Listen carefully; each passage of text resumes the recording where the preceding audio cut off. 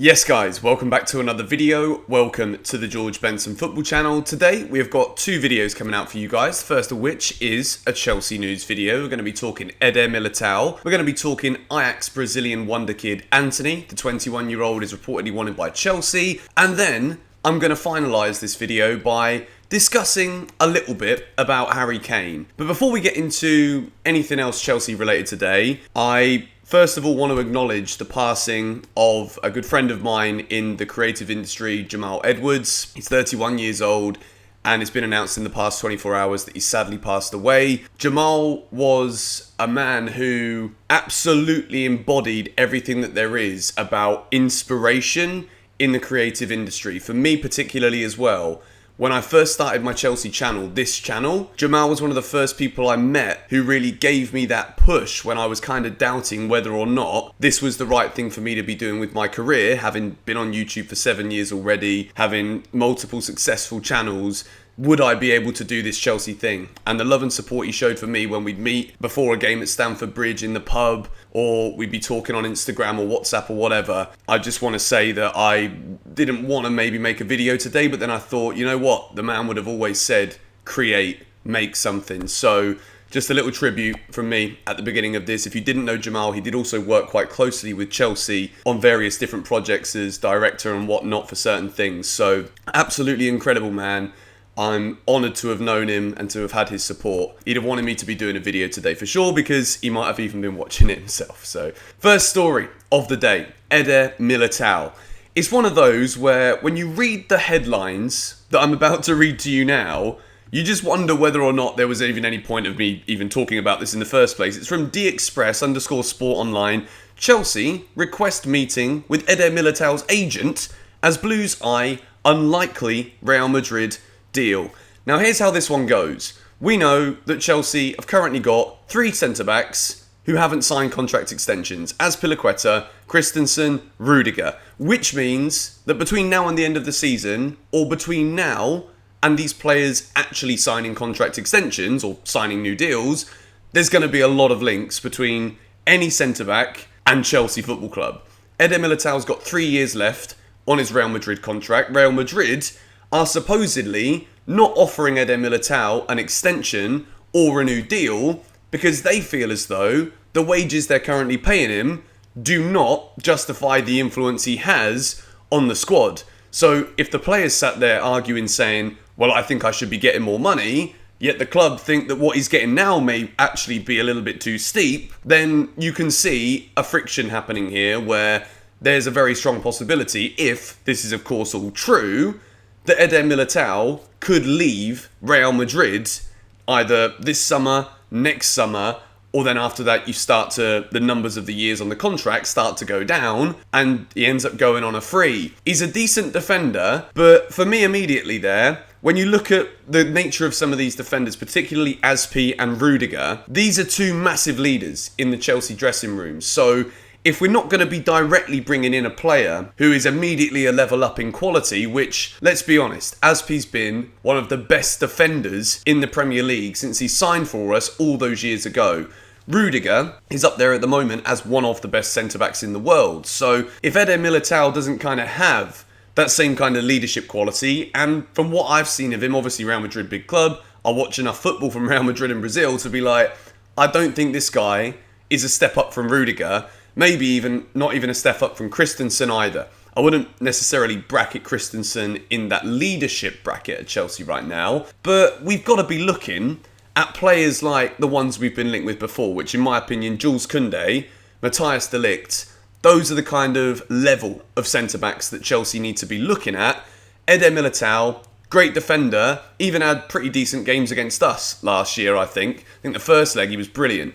But I still don't think consistently he would bring enough to this Chelsea team for me to be like, yeah, let's go out and splash big money on him because he's still got 3 years left on his Real Madrid contract. So this one for me, I'm kind of buying into the tweet. Unlikely, but thought I'd report it for you guys. Anyway, the next piece of news is regarding a player who is actually a very exciting player. Simon Phillips has also tweeted it. Chelsea are interested in Ajax winger Antony. There are also big talks at the moment that Manchester United are looking at Antony, which is semi-surprising considering Jadon Sancho just signed.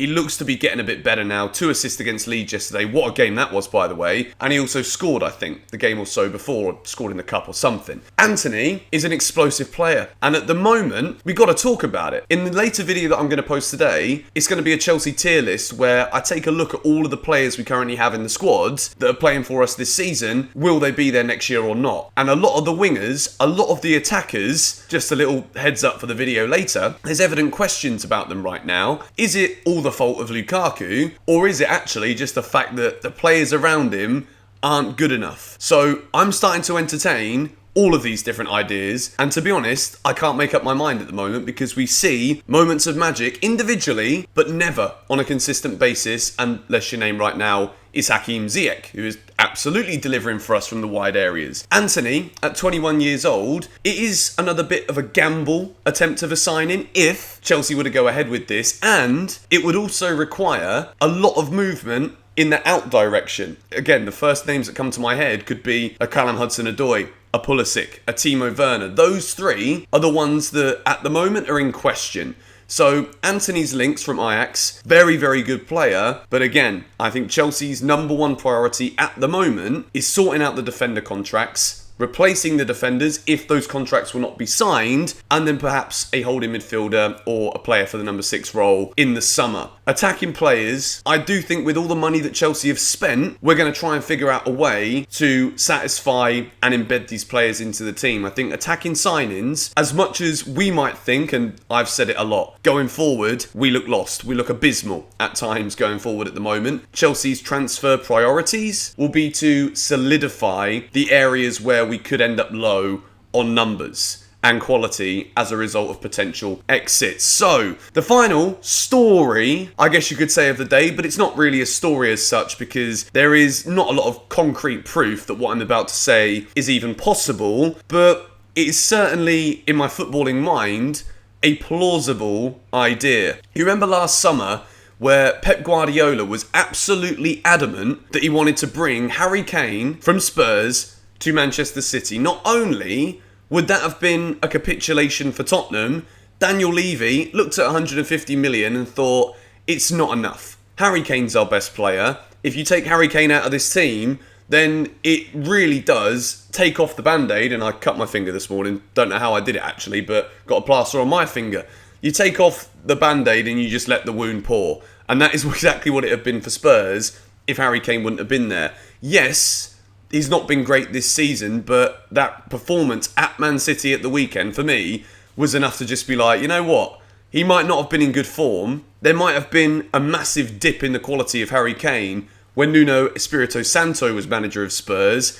But now, under the right manager, Antonio Conte, we're seeing just how great Harry Kane is. And as much as it pains me to say it as a Chelsea fan, I hate Spurs, but Harry Kane's a quality footballer. There's no denying that. So, is it a stupid idea to think that maybe Harry Kane continues this pursuit of actually wanting to leave a club that wins nothing to move to a club that wins things? And Chelsea are obviously world champions, European champions, Super Cup holders in another final at the weekend.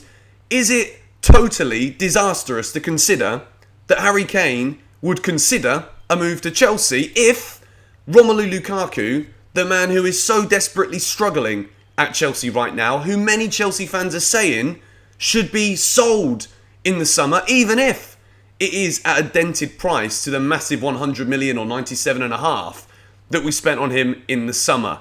Is there a world, a footballing world, where Harry Kane and Lukaku shift across the other side of London, Lukaku to reunite with Conte, and Harry Kane to move to a team where he's going to win trophies? And I think about it and I don't believe it would happen because I don't think Spurs would still want to get rid of Harry Kane. I think this summer maybe they just know they have to. There's some kind of gentleman's agreement apparently.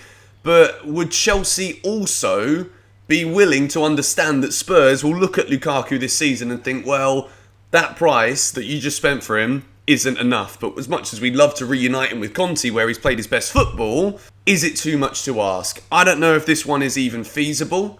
I saw a couple of people talking about it and I'm like, actually, this makes so much sense. Harry Kane loves to drop deep. He loves to work to get hold of the ball. Lukaku doesn't.